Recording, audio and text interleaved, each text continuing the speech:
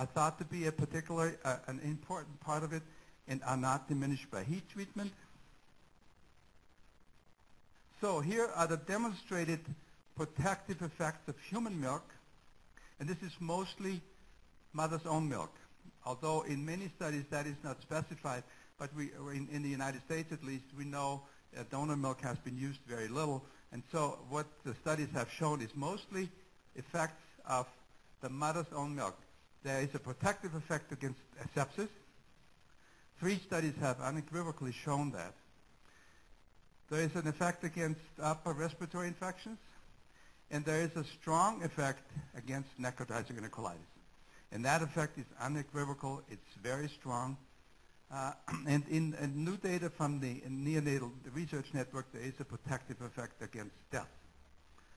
So you can tell a mother, if she provides breast milk for her baby, she contributes to protecting her baby from the devastating neck, and she increases the baby's chances of survival. I think that's very strong.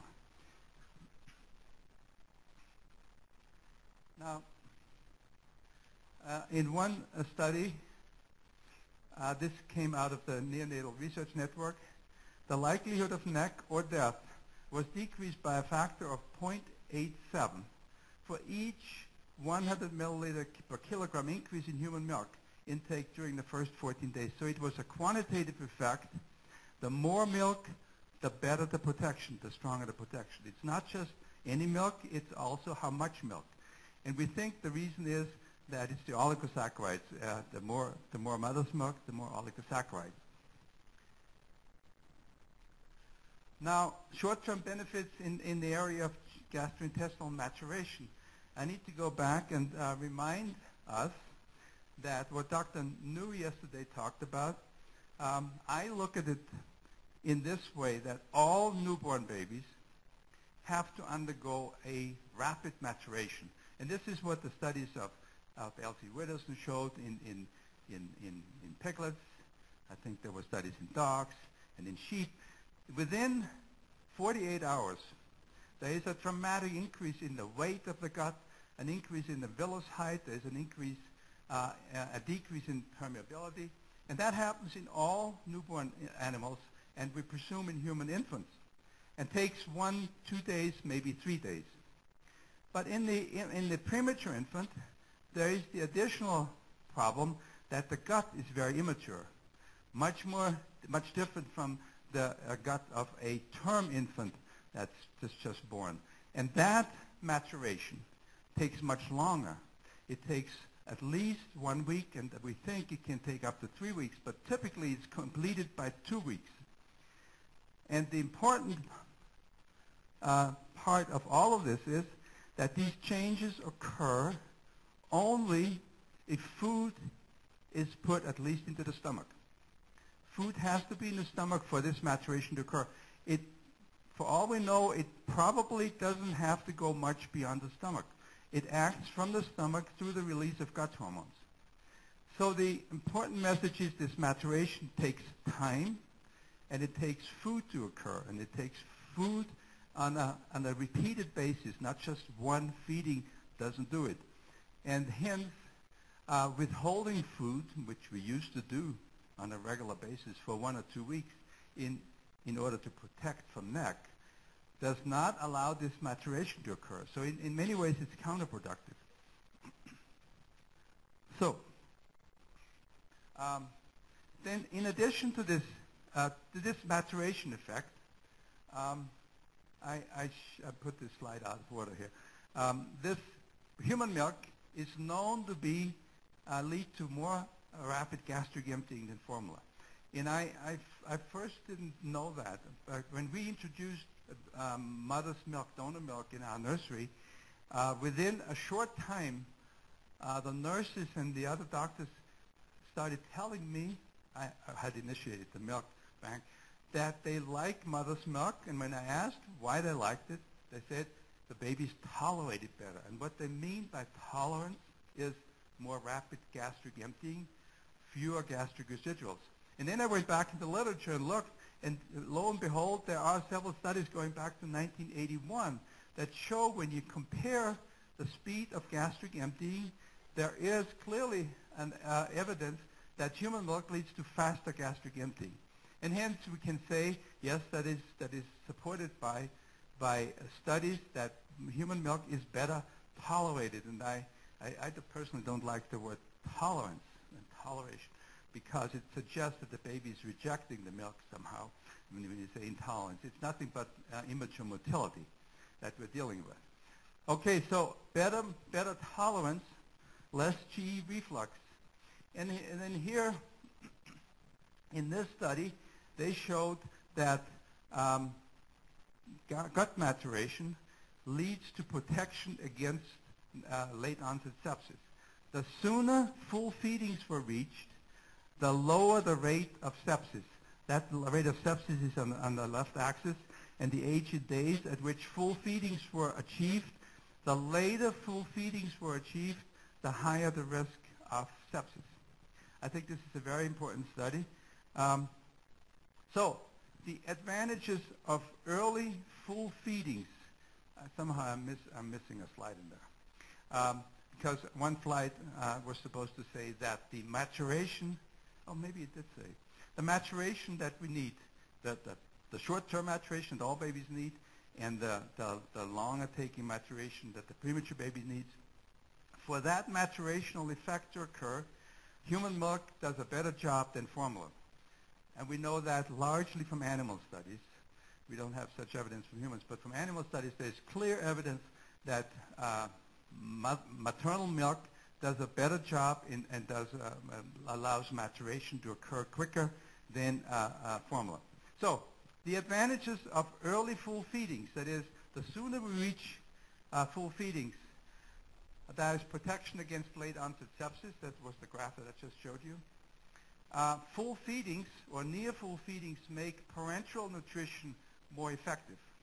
And I didn't go into that, but that's clearly been shown in parenteral nutrition. It shortens the time we need parenteral nutrition because we reach an adequate enteral intake sooner, and it shortens the hospital stay.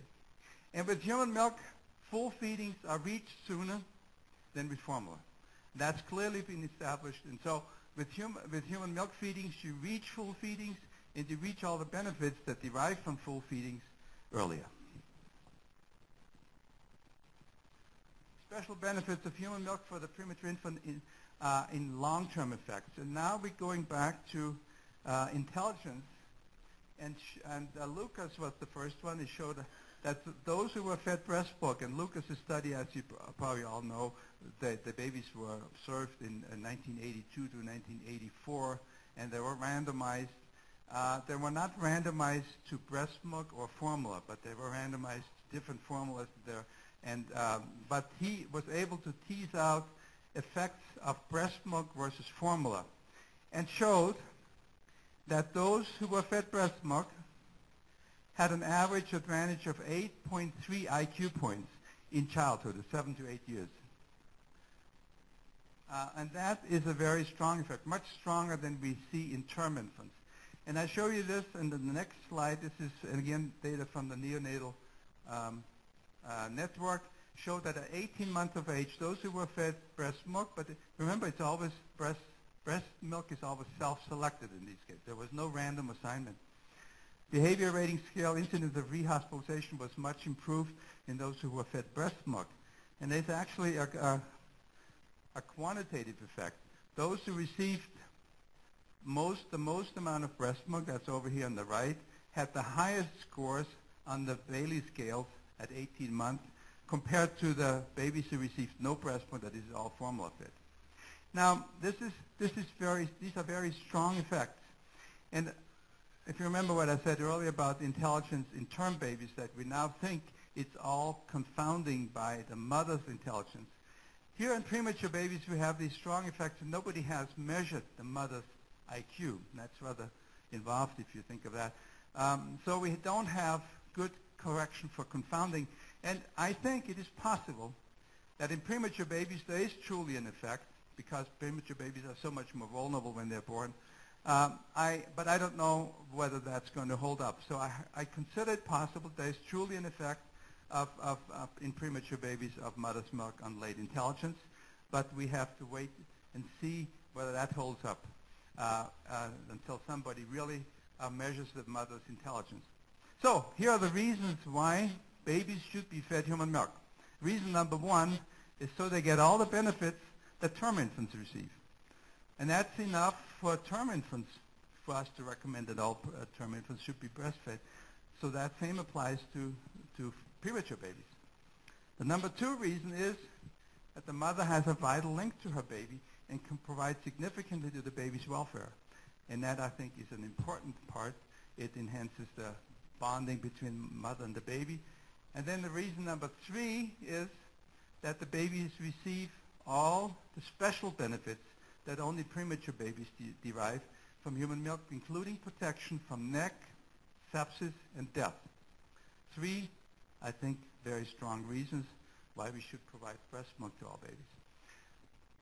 It is not all mothers can provide breast milk, and especially in the first few days before the mother's milk comes in, there is no mother's milk except a few cc's of colostrum, as you all know. And this is the reason why we started the milk bank, and we opened in 2002.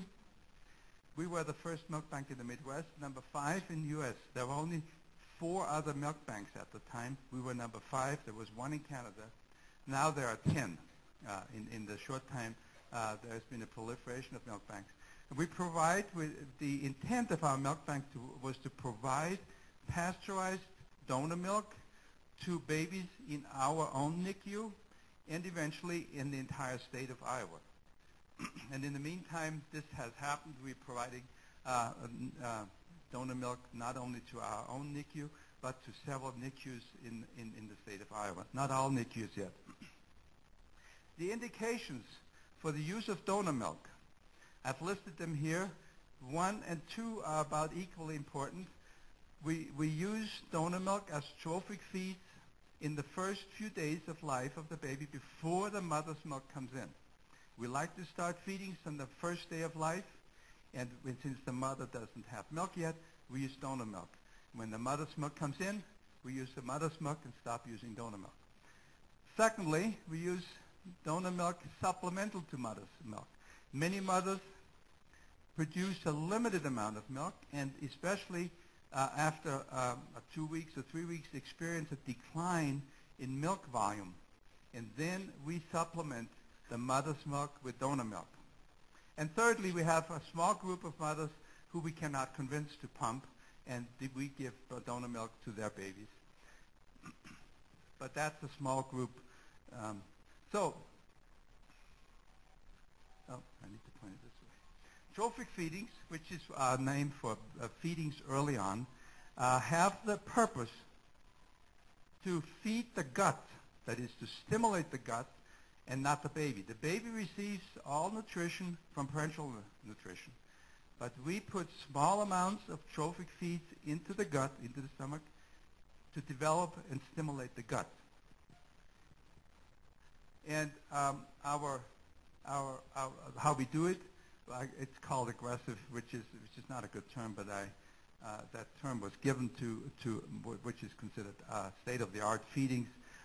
Start feedings on day 1 or at the latest on day 2, and we don't withhold feedings because the baby's blood pressure is low or other complications.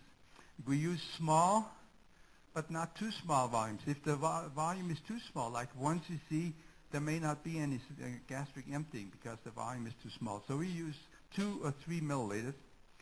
If there are residuals, we refeed them and subtract them from the next feeding. And we don't withhold, and that's not really exactly true, but our recommendation is not to withhold feedings unless there are other signs of necrotizing colitis. It still happens, the resident is called at night and the nurse says, this baby has a large residual, what shall I do? And the resident who has been sleeping says, hold feedings. Then in the morning, we come around and we round on the baby and say, restart feedings. The baby obviously does not have neck. And there's some benefit in the 8 hours that have elapsed, because in those 8 hours it has become absolutely clear the baby doesn't have necrotizing colitis. And anyone can recognize necrotizing colitis who has seen it before. You don't even have to touch the baby, just look at the baby. And it's important that we feed mother's milk and not donor milk. Here is a graph from a paper that came out just recently that shows the daily volume of milk of mothers who have given birth before 28 weeks, and that's the lower graph here, and mothers who have given birth to baby after 28 weeks, that's the upper graph. And what you see is the typical thing that more than 28 weeks they behave